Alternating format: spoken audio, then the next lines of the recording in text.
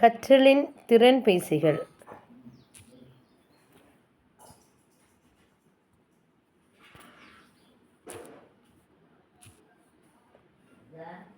Next நம்ம பார்க்க போகிறது என்னென்னா, கற்றலில் திறன்பேசிகளின் பயன். அதாவது use of the smart phones in learning. கைபேசி, தொலைபேசி, திறன்பேசி எல்லாமே ஒன்று தான். இதனுடைய சேவை அப்படின்னு பார்த்தோம்னா, நம்மளுடைய ஃபேஸ்புக் முகநூல் பயன்பாட்டில் மட்டுமல்லாமல் கல்வி கண்ணோட்டத்தில் பல வழிகளில் நமக்கு பயன்படுகிறது. அதாவது ஒரு தலைப்பு, ஒரு தகவல் தொடர்பாக நமக்கு என்னென்ன மாதிரிலாம் அதை அணுகலாம் அப்படின்னு பார்த்தோம்னா, ஒரு பெயர்வு திறன். இப்போ நம்ம ஏதாவது ஒரு சர்ச் பண்ணுறோம்னா, எம்எட் 3rd செமஸ்டர் சிலபஸ், இல்லை 3rd semester advanced techniques of instruction அப்படின்னு சர்ச் பண்ணுறோம்னா, அது ஒரு பெயர்வு திறனை நம்ம அதை அணுகிறோம். அப்புறம் அது பயன்படுத்த எளிதானது. ஓகே, இவ்வளோ விஷயத்த அவங்க சொல்லிட்டாங்க, ரொம்ப ஈஸியாக இருக்குது அப்படின்னு சொல்லிட்டு போகிறது தான் எளிதானது. அதனுடைய செயலிகள், நம்மளுடைய ஆப்பை பயன்படுத்துறது. அப்போ நம்ம அதாவது நம்ம எப்படி யூசேஜ் பண்ணுறோம் அப்படிங்கிற மெத்தடில் பார்த்தோம் அப்படின்னா, நிறைய வகையில் இருக்குது. நம்ம ஃபஸ்ட்டு சர்ச் பண்ணுறது அதனுடைய பேர், அதுக்கப்புறம் அதனுடைய approaches, how to approach from தட்டு.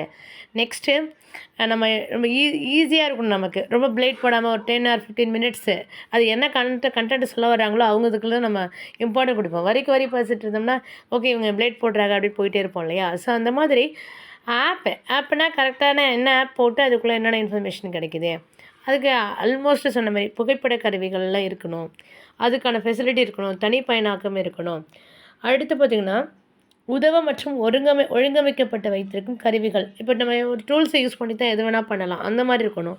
விரல் நுனியில் ஃபிங்கர் டிப் இன்ஃபர்மேஷன் இருக்கும், சிறிய அளவு சக்தி இருந்தால் போதும். விரைவான தகவல் தொடர்பு, குறிப்பிட்ட டயத்தில் நம்மளோட டயத்தை வேஸ்ட் பண்ணாமல் நமக்கு என்ன தேவையோ அதை கொடுக்குற மாதிரி உள்ளது. அதனுடைய தொடர்பில் இருக்க பல்லூட செயல்பாடுகள் ஒன்று மட்டும் கிடையாது, பல இன்ஃபர்மேஷன் கொடுக்குற மாதிரி இருக்கணும். அப்போ நிறுவனத்தினுடைய தரவை அணுகுதல், மடிக்கணினை விட மலிவானது இந்த நம்மளோட யூஸ் பண்ணக்கூடிய மொபைல் ஃபோன். இப்போ நான் யூஸ் பண்ணிகிட்ருக்கேன்னா இந்த கைபேசி வச்சு தான் யூஸ் பண்ணிவிட்டு எல்லா விஷயங்களும் பண்ணிகிட்ருக்கேன். அந்த மாதிரி சமூக வலைப்பின்னல், நெட்வொர்க்கோடு நம்ம கான்டாக்ட் பண்ணிக்கலாம், இணையத்தை பயன்படுத்தலாம், கையெடுக்க கணினி, இது எல்லாமே நம்மளுடைய எப்படிலாம் அணுகணும், திட்டமிடணும், நம்மளோட ஆசிரியர் சக மாணவர்கள் கூட எப்படி மின்னஞ்சலை பயன்படுத்தணும், இப்படிலாம் இருக்குது. சரி, இந்த உயர்கல்வியில் எப்படி இது பயன்படுதுன்னா, நம்ம ஒரு ஆராய்ச்சி நடத்துகிறோம் அப்படின்னு சொன்னால் நம்மளுடைய பதிவுகளை புதுப்பித்தல். இப்போ நான் ஒரு இது போடுறேன் அப்படின்னு சொன்னால் என்னுடைய பதிவுகளை எப்படி நான் அடுத்தடுத்த வேர்ஷனை கொண்டு போகலாம், என்னுடைய சகாக்களோட ஒத்துழைக்கணும். இ லேர்னிங் மாதிரி இப்போ லேர்னிங் சொல்லுவாங்க. அது மாதிரி மின்னணு குறிப்பெடுக்கிறது, மாணவர்கள் தொலைபேசியில் இது பண்ணுறது, தொலைபேசி மின்னணு அமைப்பாளர்களுடைய பல்லூடகத்துடைய அணுகல், கல்வியாளருடைய இணையம் மூலம் பாட வழிகள் இது பண்ணல, கல்விச்சோலை, இந்த சோலை, இப்போ என்னுடைய சேனல்ஸ் இருக்குது. இதெல்லாம் கல்விக்காக ஒரு இம்பார்ட்டன்ட் கொடுக்கக்கூடிய சேனல்ஸு. அதுக்கு யூஸ் பண்ணக்கூடிய சாஃப்ட்வேரு, ஓஎஸ்ஸு, அதோடைய அகராதி, சொற்களஞ்சியம், இதெல்லாம் யூஸ் பண்ணி தான் நம்ம ஒரு use of the mobile learning it not only for that புக்கை படிக்கிறது மட்டும் கிடையாது.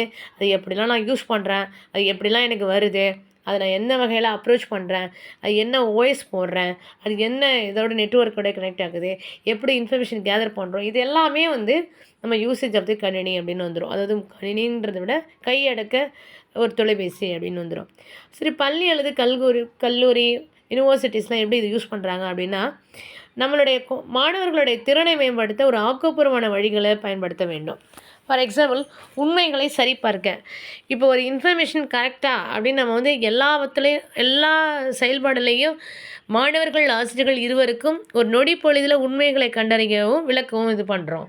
ஃபார் எக்ஸாம்பிள், ஒரு இஆர்பியில் ஏதோ ஏற்றி வைக்கணும்னு வச்சுக்கோங்களேன், ஸ்டூடெண்ட்ஸோட ப்ரெசென்ட்டோ ஆப்சென்ட்டோ அப்படின்னா நம்ம ஆன்லைனில் போட்டு என்ட்ரி பண்ணி சேவ் பண்ணி வச்சுருப்போம். அந்த டேட்டில் என்ன நடந்தது, நீ வந்தானா இல்லையா, அந்த ஸ்டூடெண்ட்ஸ் இவ்வளோ மார்க் எடுத்திருக்காங்களா இல்லையா, ஒவ்வொரு டெஸ்ட்லையும் என்னென்ன டெஸ்ட் நடந்தது, CA2 டெஸ்ட்டில் நடந்தது, 1ல் என்ன நடந்தது, மாடல் நடந்தது, எப்படின்னு நம்ம எல்லாத்தையும் சேவ் பண்ணி வச்சுருப்போம். அது கரெக்டாக அப்படின்னு சரி பார்க்குறதுக்கு நம்ம உண்மைகளை கண்டறிய நமக்கு அந்த ஒரு தொழில்நுட்ப தேவை. புகைப்படம், அது அஸ் யூஷுவல் எல்லாத்துலேயுமே ஒரு ஃபோட்டோ எடுப்போம், வீடியோ எடுத்துப்போம், வீடியோ சேவ் பண்ணிக்கலாம். சோதனைகளை மேற்கொள்ள, இப்போ நம்ம போயிட்டுருக்கோம், ஒரு லெபார்ட்டரியில் ஒர்க் பண்ணிகிட்ருக்காங்க, அதனுடைய இன்ஃபர்மேஷன் தேவை அப்படி சொன்னால் we have to recording from that. அப்போ ரெக்கார்ட் பண்ணிக்கலாம். சோதனைகளை மேற்கொள்ள, யுனிவர்சிட்டி, காலேஜு எல்லாமே நம்ம வந்து யூஸ் பண்ணிக்கலாம். அது ஒரு சுவாரஸ்யமானதா இருக்குன்னு சொல்றாங்க. அப்புறம் வினாடி வினா, ஒரு குவிஸ் காம்படிஷனோ, இல்ல மத்த எந்த வழியில ஒரு மாணவர்களுக்கு ஒரு ஆசிரியர் குடுக்கக்கூடிய எந்த ஒரு செயல்திறனையும் நம்ம என்ன பண்ணலாம், யூஸ் பண்ணிக்கலாம். சோதனைகளை மேற்கொள்ள.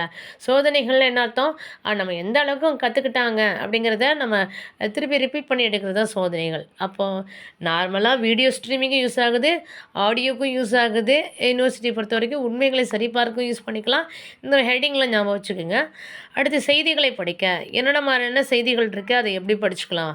அப்புறம் அகராதியில் உள்ள சொல்கள் என்ன, மொழிபெயர்ப்பாளர்கள், நாட்காட்டி, யோசனைகள் எழுத, இசையை கேட்க, படங்களை மீள்பார்வை, நிறுத்துமணி அல்லது காலத்தை பதிவு செய்ய, வகுப்புகள், பயிற்சிகள், விளக்க காட்சிகள் பெரும்பாலும் நேர வகுப்புகளோடு வருகின்றன. அப்போ வந்து இவ்வளோ டைமிங் இவ்வளோ நேரம் யூஸ் பண்ணிக்கலாம் அப்படின்னு நேரம் நிர்வாகம் பண்ணலாம். மின் புத்தகங்களை வாசிக்கலாம், குரல் பதிவேற்றி பண்ணிக்கலாம்.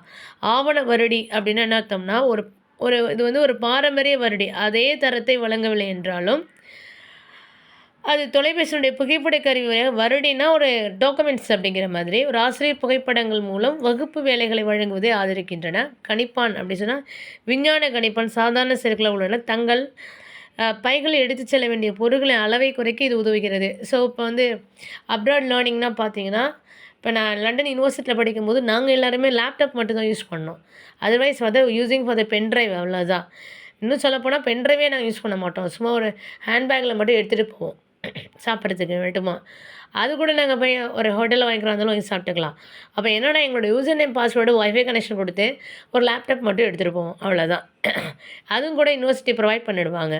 ஸோ இந்த மாதிரி இதெல்லாம் நம்மளுக்கு வந்து என்ன ஆகுன்னா, நம்மளோட நேர செயலிகளை அளவை வந்து குறைச்சிரும். காணொளிகளை திருத்த இப்போ ஏதாவது உருவாக்குறோம், அதை திருத்தவும் பண்ணலாம். அதனுடைய விளைவுகளை பலவற்றையும் யோசிக்கலாம். படங்களை திருத்தம் செய்யலாம்.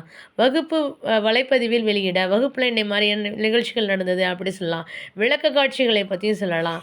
தொலை இயக்கி அப்படின்னா ஒரு தொலைக்காட்சியின் போது நழுவத்திலிருந்து இன்னொரு நழுவத்திற்கு மாறுவது, காணொளி நிறுத்தி இயக்குவது அதெல்லாம் தொலை இயக்கி. அடுத்து தொடர்புகளில் சூத்திரங்களை சேமிக்க, வகுப்பறையில் உள்ள சத்தத்தை கட்டுப்படுத்த, அடுத்து புதுப்பிகள், வரைபடத்தில் உள்ள புள்ளிகளை கண்டறிய, வருகை கட்டுப்பாடு, மாணவர்களை மதிப்பிட, உத்வேகம் பகிர்வு, பின்னணி, வானிலை, உற்பத்தி திறன் எல்லாத்தையுமே நம்ம யூஸ் பண்ணலாம் இந்த செயலியை யூஸ் பண்ணி.